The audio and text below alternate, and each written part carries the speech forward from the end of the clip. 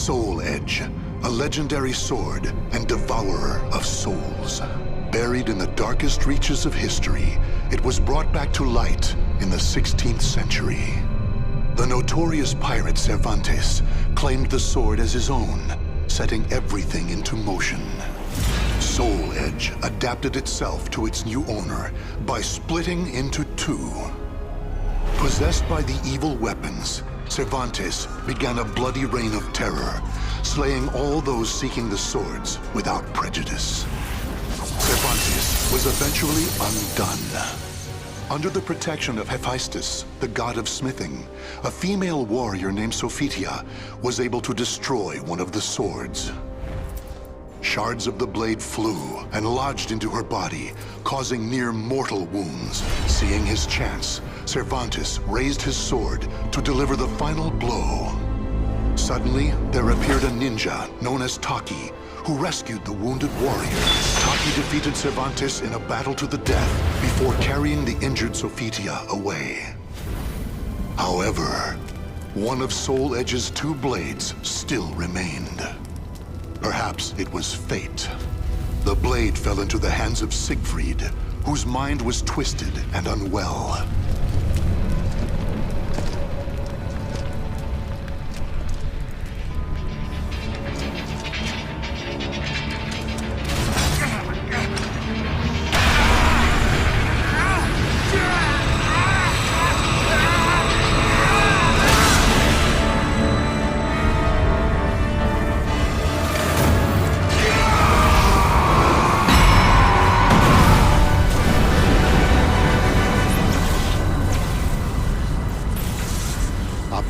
Light pierced the heavens, the product of rampant evil, the evil seed.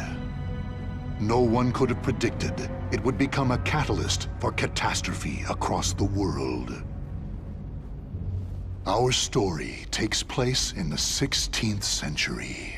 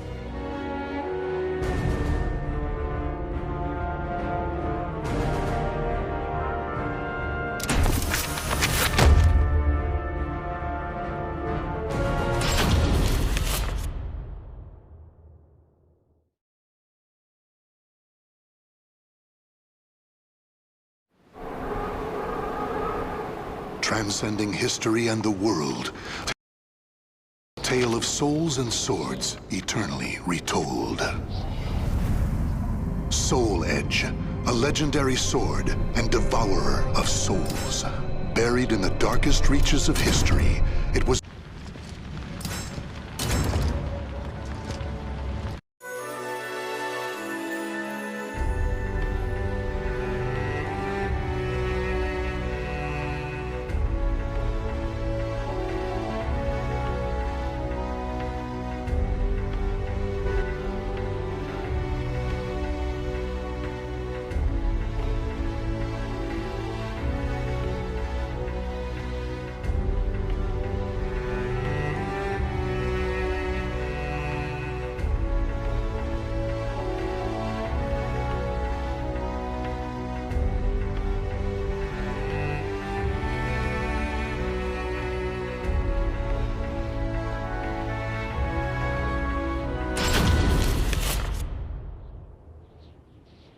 a tragedy befell this place. Lingshan Su Temple was a famous martial arts school in the far reaches of China. It was there Killick learned to master the staff after he was abandoned as a child. Killick ate and slept with the other students and began his training at a young age. Despite this, he established a family-like bond with just one other student, Xianglen, a young girl who was like an elder sister to him. Dedicated to the way of the sword, she looked after Killick as if they were siblings. So close was their bond that when one felt happy or sad, the other would feel the same. Together they studied and grew as warriors.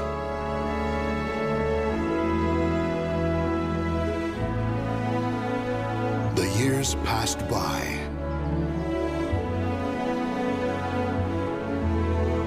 Killick's skill earned him a place as a teacher, an honorable position for one so young. Throughout the ages, Ling Shangsu Temple had kept hold of the three sacred treasures, Krita Yuga, Dvapara Yuga, and Kali Yuga. Killick's years of arduous training earned him the title of rightful bearer of the staff, Kali Yuga. Likewise, Xianglen was also designated bearer of Dvapara Yuga, a sacred mirror. Our story begins on the night before the ritual for passing the treasures on to their new masters. Xianglen, can I ask you something? Sure. How come you were chosen to bear Dvapara Yuga? I thought you'd get Krita Yuga. After all, you've dedicated your life to the sword. Killick, this is not easy for me to talk about, but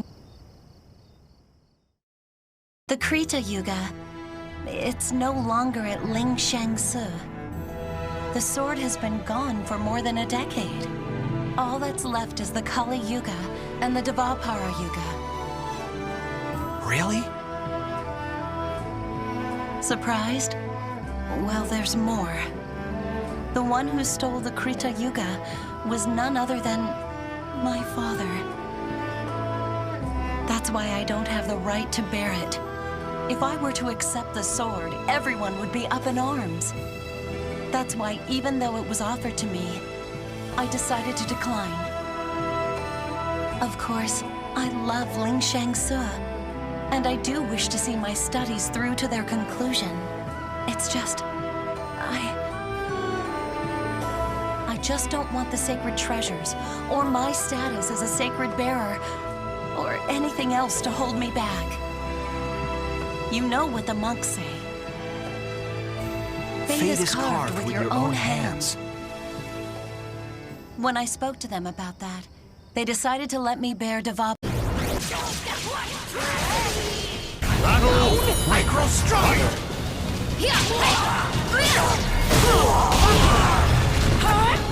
Leave this place! See!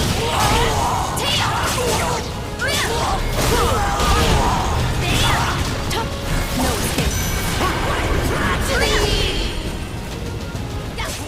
The battle is over.